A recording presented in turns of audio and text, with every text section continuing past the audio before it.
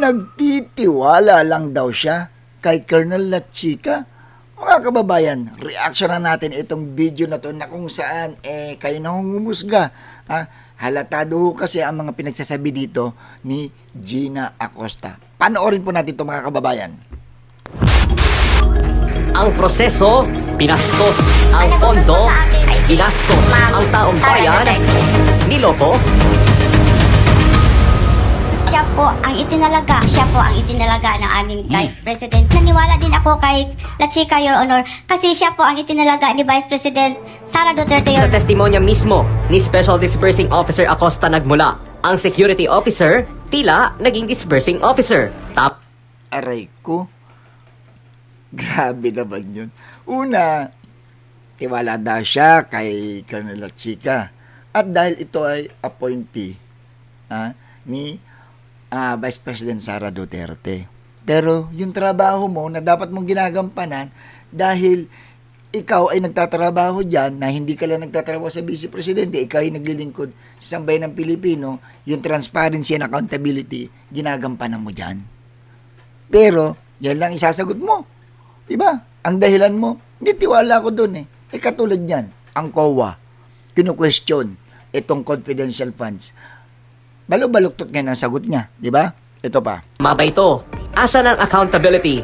Asan ang responsibilidad? Tama. Mga resibo, kulang sa detalye. Hindi nyo hiningan pa rin si Colonel La Chica ng resibo? Hindi po ba yun ang nilalaman ng isa sa mga AOM? Na kailangan yung purchase of food and medical supplies may resibo. Hindi ba ito isang scam o tahasang panlililag sa pera ng mamamayan? At Aray ko, sakit na salita yun. Totoo naman, di ba? Malinaw naman ng mga kababayan. Saan ka nakakita na milyon-milyong halaga po ito? At alam naman nila na pera ng taong bayan ito. At bawat ahensya ng gobyerno na kumukuha ng budget at ito'y ginagasta sa mga pangangailangan, kung ano man yung mga kailangan bilhin, may dapat resibo ito dahil pagdating ng araw, meron naman tayong mga ahensya ng gobyerno na nag-check nito, nagbe-verify lahat ng mga nagastos na ito, tulad na ng COA. O ngayon, merong COA na sinasabi may dinisallow at merong ipinababalik na pera sa Vice Presidente. O ngayon, ito lang ang magiging resulta, ito lang ang magiging sagot mga kababayan. Di po ba? Tatanggapin ho ba ninyo to? Di ba? Kahit sa kumpanya, hindi po pwede yan na pag pinabili ka o humingi ka ng pera ng budget, pampaayos ng mga sasakyan na ginagamit sa kumpanya. O, hindi ba hinihingi ang resibo? Binibigay ang resibo? Ganun din dito. Pero ng taong bayan to mga kababayan. mga gastos na hindi maipaliwanag. Pero hindi kwestiyon dahil sa utos na ibinigay ng Vice Presidente. Utos ng Vice ang nangibabaw, pero sinira ang tiwala ng taong bayan. Si La Chica po ay siya lang po ang itinalaga na security officer, Your Honor, na siya ang mag-implement po, Your Honor, ng mga proyekto o activities po ng confidential, Your Honor. Tiwala ng Vice ang nangibabaw, pero sinira ang tiwala ng taong bayan. Ang proseso, binaliwala.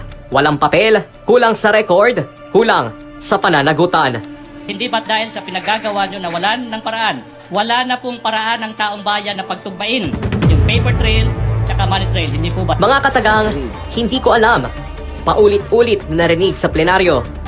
Pera ng taong bayan na nakataya, sinumpa ang mandato, binaliwala. Kung wala kayong training sa confidential activities, bakit po kayong napili bilang SDO para panghawakan ng confidential fund?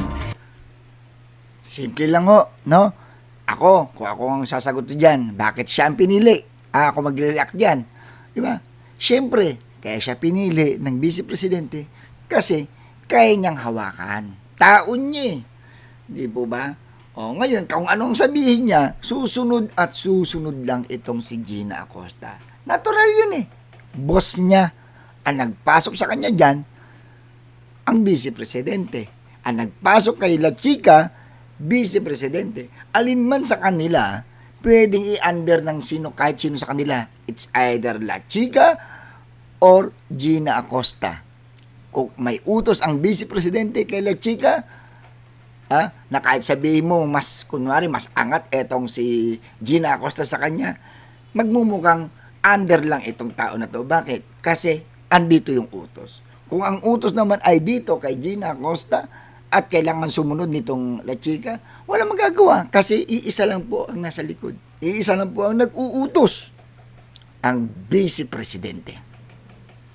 Hindi lamang ng OVP, pati ng sa Davao po lang. Hindi ko alam po, Your Honor, kung bakit ako po ang kinuha ng Vice Presidente as SDO. Aray. Tila incompetent na, naging pabaya pa. At ang katapatan, wala sa bayan, kundi sa pinuno ng ahensya. Naging stupido kayo sa ngalan ng isang tinatawag na blind loyalty. Nakapikit kung ano yung sinasabi sa iyo ng nakakataas, sinusunod mo na lang. Stupido ka pa rin, pero hindi rin blind loyalty. Would you agree? Hindi ko maintindihan, Your Honor. I'm sorry. Aray ko.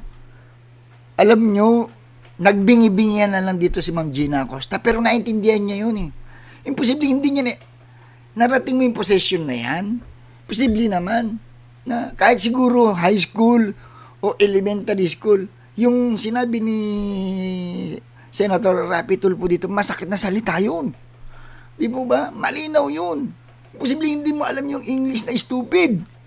Di ba mga kababayan? Pero dahil nga buo pa rin sa kaisipan niya na ilihis ang issue, pagtakpan, ilihis itong mga dapat na isasagot niya na tama, kailangan niyang magsinungaling. No? Hindi, ito lang opinion lang natin to Pero, ayan kumbaga nagmaang-maangan na lang. Kunwari hindi niya alam. Sorry po. Hindi niya raw alam. Hindi niya raw maintindihan. Diyos mio. Mga bagong pangalan din ang lumutang na nakatanggap ng pera. Pangalan ng hayop, kakatuwang kataga, at iba pang nakakalokong mga pangalan. Pera ng taong bayan, pinagsamantalahan, ang pag-abuso sa pondo, tila lantaran. Ayan guys, ayan. Yung mga pangalan. Hindi dapat basta-basta ginagamit ang pondo ng bayan. Tama. Dapat tapat, dapat makabuluhan, dapat para sa lahat, at hinding-hindi sa bulsa ng iilan. Tama, no? So, ano sa tingin nyo mga kababayan na sa video na to na pinakita ko sa inyo? Kitang-kita nyo naman, mismong mga tao na ng Vice Presidente ang nagsasalita. At sa mga salita nila, malinaw kung sino ang nagmamando. Malinaw kung sino ang nasusunod at sino ang naguutos. Ito ba'y tila panlalaglag na sa Vice Presidente? Kasi hindi na to usapin mga kababayan ng pinupolitika lang Hindi na to usapin na merong sumisira sa Vice Presidente. Mismong tao na po ang nagsasabi. Mismong tao niya na nagsasabi sa katotohanan na ang nasa likod ng pag-utos sa mga disburse ng pera ang Vice Presidente. Na kung titignan natin mga kababayan, tama ba na etong si Colonel La Chica ang nagkokontrol na ng pera? Na alam naman natin na bakit napupunta sa kanya, hindi naman siya authorized diyan. Kumbaga, ang si Gina Acosta, ang dapat lahat nakakaalam lahat yan. So, kumbaga siya na under niyan. Ang problema mga kababayan, lahat ito ay pinasok lang ng Vice Presidente. Tao niya to. Di ba? Tulad nga sinabi ko mga kababayan, di ba? Si Gina Acosta at itong si Colonel La Chica, parehong under lang ng Vice Presidente. At sa kanilang dalawa, it's either si La Chica was na inutusan, under niya itong si Gina Acosta. Di ba? Walang magagawa ito. At once naman na inutusan ng Vice Presidente itong si Gina Acosta, wala rin magagawa itong si La Chica. Kasi ang nasusunod, ang Vice Presidente. Malinaw mga kababayan. Kayo, ano bang opinion ninyo mga kababayan? Ito na ba ang talagang katapusan at kalinawan na dapat nang malaman ng lahat ng sambayan ng Pilipino na ang katotohanan, pera ng taong bayan, pinaglololoko lang tayo. Real talk lang.